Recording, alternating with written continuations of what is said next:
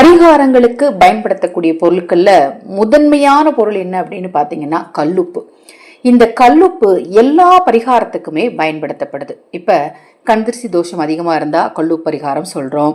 செய்வினை பாதிப்பு இருக்கிறவங்களுக்கும் கல்லுப்பு பரிகாரம் சொல்றோம். மகாலட்சுமி தாயாரின் வசியம் உண்டாகுவதற்கும் கல்லுப்பு பரிகாரம் சொல்றோம்.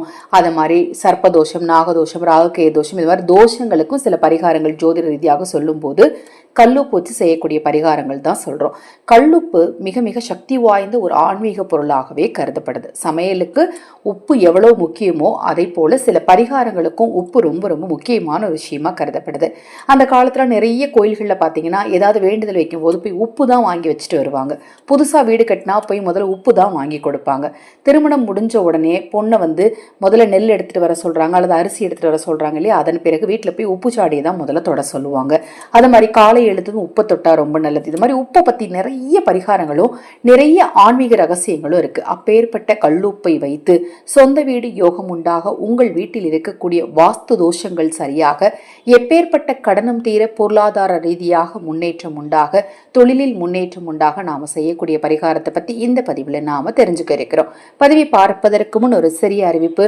அக்ஷய பாத்திரம் உணவளிக்கும் திட்டத்தின் மூலம் ஆதரவற்ற ஏழை குழந்தைகளுக்கும் முதியவர்களுக்கும் உணவளிக்க முன்வாருங்கள். ரூபாய் 30 இருந்து உங்கள் விருப்பப்படி செலுத்தலாம்.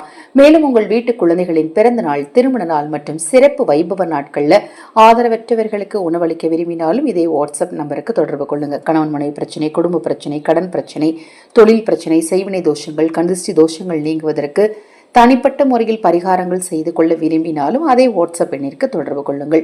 சரி, இப்ப கல்லுப்பை நீங்க எடுத்து வச்சுக்கணும். எப்ப?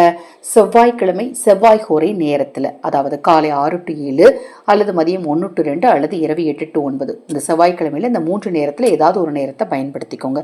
கல்லுப்பை நீங்க எடுக்கும்போது கண்ணாடி பாத்திரமா இருந்தா ரொம்ப ரொம்ப நல்லது. ஏன்னா உள்ள இருக்கக்கூடிய கண்ணாடி பாத்திரம், அதாவது கல்லுப்பை நீங்க வச்சிருக்கீங்க இல்லையா, அப்ப கண்ணாடி பாத்திரம் அப்படின்னா அது நம்மளுக்கு வெளியில தெரியும். அப்ப வெளியில தெரியக்கூடிய அந்த பாத்திரத்துல வைக்கும்போது ரொம்ப ரொம்ப நல்லது.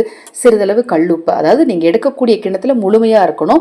கிண்ணம் சிறிதா இருந்தாலும் தவறு கிடையாது. கல்லுப்பு நிறக்க எடுத்துட்டு உங்க வீட்டு சாவி இருக்கும் இல்லையா, வீட்டுக்கு எல்லா வீட்டுக்குமே கண்டிப்பா சாவி இருக்கும். அந்த சாவியை கல்லுப்பு மேல வச்சு, சாவியை முதல்ல சுத்தமா கழுவிக்கோங்க, தொடச்சிட்டு கல்லுப்பு மேல வச்சு சாவிக்கு ஒரு சந்தன குங்குமம் பொட்டு வச்சு பூஜையில வச்சு மனதார முருகப்பெருமானையும் உங்க குலதெய்வத்தையும் இஷ்ட தெய்வத்தையும் வேண்டிட்டு அதை கொண்டு போய் நிலைவாசல்ல வைங்க. நிலைவாசலுடைய நடுவுல, அதாவது வீட்டுடைய முதல் படி இருக்கும் இல்லையா, அதற்கு அடுத்தது பாருங்க நிலைச்சட்டம், ஒரு மரக்கதவு மாதிரி ஒன்று இருக்கும். அதாவது மரத்தால செஞ்சதுதான் நிலைவாசல். நிறைய பேர் அந்த முதப்படி நிலைவாசலா அல்லது அந்த நிலைவாசல் கதவு இருக்குது இல்லைங்களா, அந்த கதவுடைய கார்னர் நிலைவாசலான்னு நிறைய பேர் கேட்குறீங்க, அல்லது மேல் பகுதி தான் நிலைவாசலா, இது மாதிரிலாம் கேட்குறீங்க. நீங்கள் உங்கள் வீட்டில் 2 படியோ 3 படியோ வச்சு தான் வீடு கட்டியிருப்பீங்க அல்லது வாடகை வீட்டில் குடியிருப்பீங்க. அதற்கு அடுத்தது கதவை அமைப்பதற்கு ஒரு நிலை வச்சுருப்பாங்க. அது மரத்தில் தான் இருக்கும். அதனில் நடுவில் இப்போ நான் சொன்ன மாதிரி இந்த கிண்ணம் கல்லுப்பு சாவியை வச்சு மனதார குலதெய்வத்தை வேண்டிட்டு அதை பூஜையில் வச்சிருங்க. இந்த செவ்வாய் கோரி நேரம் முழுக்க பூஜையிலே இருக்கட்டும். அதன் பிறகு நீங்கள் எடுத்து என்ன பண்ணணும் அப்படின்னா, உங்கள் வீட்டை 3 முறை பூட்டி திறக்கணும். சாவியை சும்மா உள்ள விட்டு நீங்கள் லாக் பண்ணி ஓப்பன் பண்ணால் போதும். கதவையே பூட்டணும்னு அவசியம் இல்லை. இப்போ கதவை திறந்து செவத்து ஓரமாக வச்சுருக்கீங்கன்னா சாவியை அந்த இடத்துல அந்த சாவி இதுக்குள்ளே விட்டு நம்ம திறப்போம் இல்லையா, அதே முறைப்படி 3 முறை நாம் 3 முறை திறந்து மூடுனா போதுமானது. இல்லைங்க எங்கள் வீட்டில் கேட் சாவி மட்டும்தான் இருக்குது, வீட்டெல்லாம் நாங்கள் லாக்கர் சிஸ்டத்தில் வச்சுருக்கோங்க, கேட் சாவியும் அதை மாதிரி பயன்படுத்திக்கலாம், தவறு கிடையாது. உங்கள் வீட்டு நிலைக்கதவின் சாவியை கல்லுப்பில் வைத்து எடுத்தால் வீட்டிற்குரிய தோஷங்களே சரியாகும் அப்படின்னு சொல்லப்படுது. சனி பகவானால் ஏற்படக்கூடிய தோஷங்களும் நிவர்த்தியாகும். நீங்கள் எவ்வளோ பெரிய கதவு தேக்கூட்டில் 2 லட்சம் 3 லட்சம் செலவு பண்ணி போட்டாலும் அதில் இரும்பால் ஆன சாவியை தான் நம்ம உபயோகப்படுத்துகிறோம்.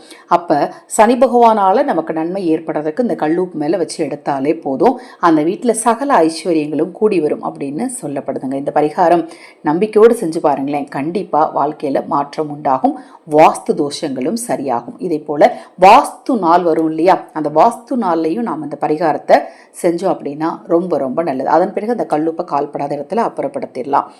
இந்த செவ்வாய் ஹோரை பரிகாரத்தை இந்த வாரம் உங்களால் செய்ய முடியலன்னா கூட அடுத்த வாரம் செய்யுங்க. இதில் ஏதாவது டவுட் இருந்தால் வாட்ஸ்அப்பில் கேளுங்க. ஹரஹர சங்கர ஜெய் ஜெய் சங்கர. மகாபெரிவா திருவடிப்பாதம் சரணம் சரணம். நல்லதே நடக்கட்டும்.